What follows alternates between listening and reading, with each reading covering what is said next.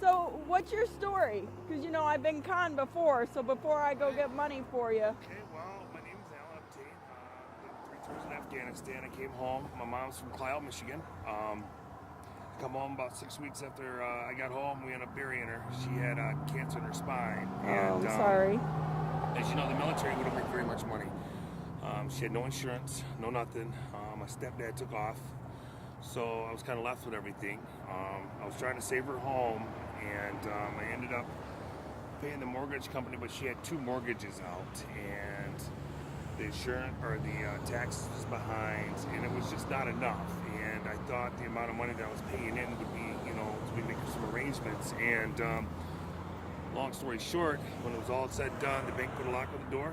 Car was repoed, and I was staying in Clio with nowhere to go. Clio's up there. Yes, ma'am. It was about 45 minutes north of Flint, and I contacted the VA. First mistake. I should have contacted one in Ann Arbor, not the one in the city. Well, why not contact them now? Well, I did. The trouble is getting back and forth to Ann Arbor on my appointments.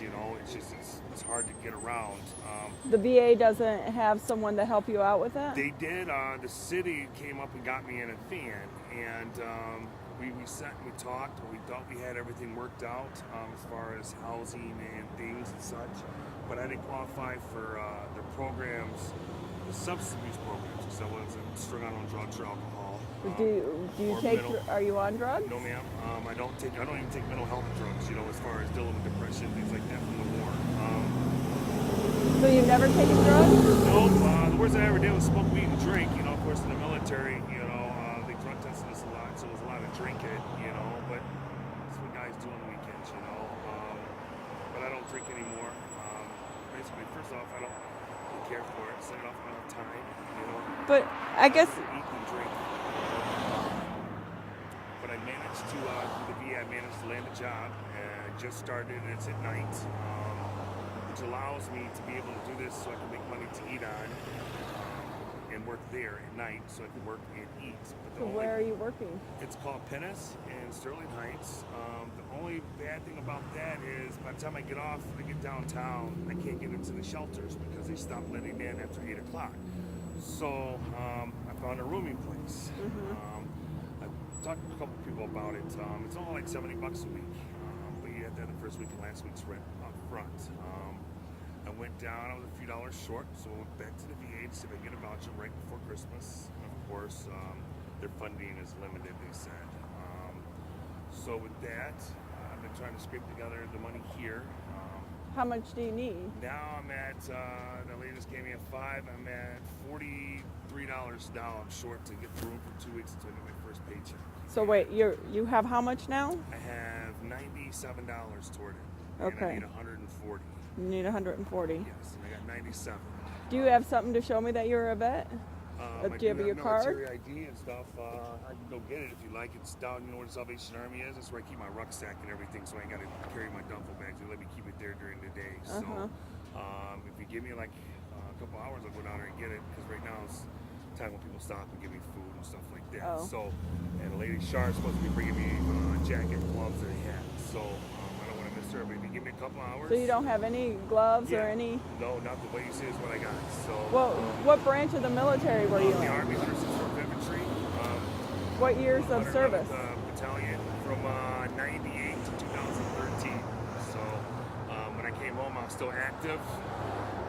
I was home on leave for about 6 months because my mom got sick. They didn't want to send me back, and my re-enlistment papers came up, and I just decided to opt out. I wanted to stay with my mom and not leave. It was one of her wishes that I don't go over and die. So. So you made it home, and now you're on the streets. But not for long. Like I said, I got a job. I'm not.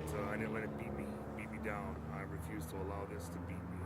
So with this job, worst case scenario, when I get my first check, I'll have plenty of money too. It ain't a lot.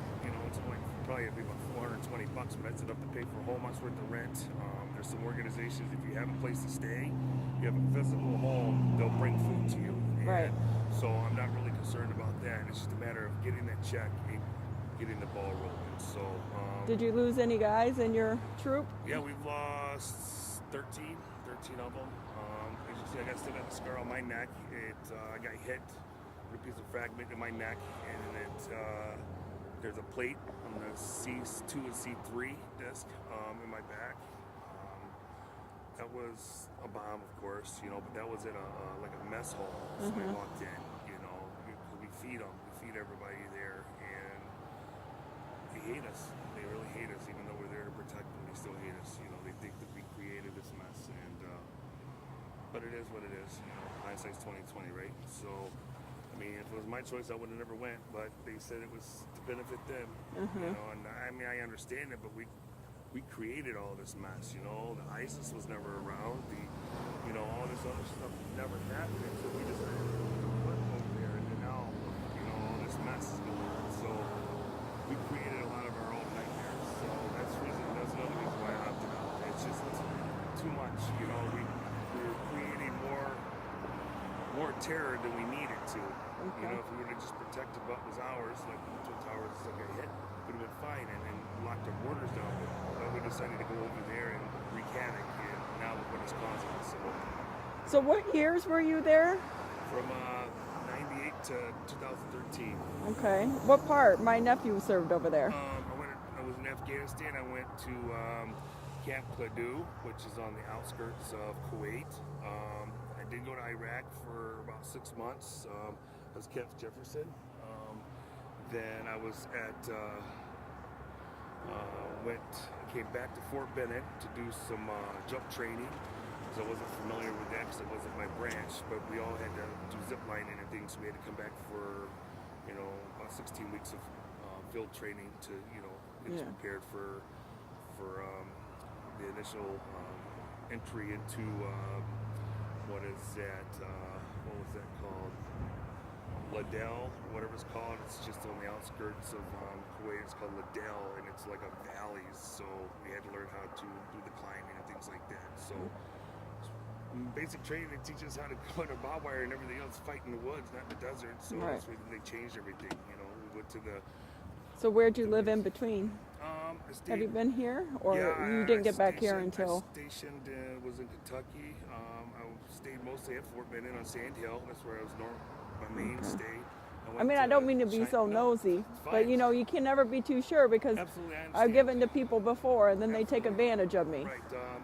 Well, like I said, you know, I don't mind.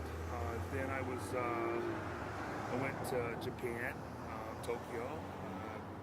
Been to Germany. I can't remember that little town in Germany. I know this doesn't sound bad, but they had some really great beer there. Yeah. You know, it was pretty awesome. That doesn't sound bad. No, it wasn't. You know, I was so young. You know, we partied all the time there. You know, got some really cool these beer mugs, because in Germany they got the lid that pops up, and they're really cool designs. You know, and they actually serve them with alcohol in. Here they're more of a collectible for Americans, and they're really cool. You know, it's all German writing on it. I got a bunch from my mom when I was there. I sent them home. You know, I still have that. That's in a locker downtown. VA to read all your personal items like that, because I didn't have nowhere to store it. I can't afford a storage unit. So you get a locker. You can go there and shave 3 times a week, shower at the VA, you know, wash your clothes. They do offer that kind of little stuff, you know, but it takes time out of the day to go down there. But you do get lunch if you're there. So. If you're down there, what are you doing all the way out here? And you're from Clio. How'd you pick this neighborhood? My mom actually is from Clio. She married a man from up there. Me, when I stayed here, I stayed in Novi Farmington area. I used to have a home off of Cora Street, so I'm familiar with a lot of the construction guys around here. You know, I used to work for them before I joined the military, and I just know that, you know, like Eminem Steve, that owns Eminem the Septic take place. Part-time, he'll come by and pick me up, you know, and I'll work for a day for him.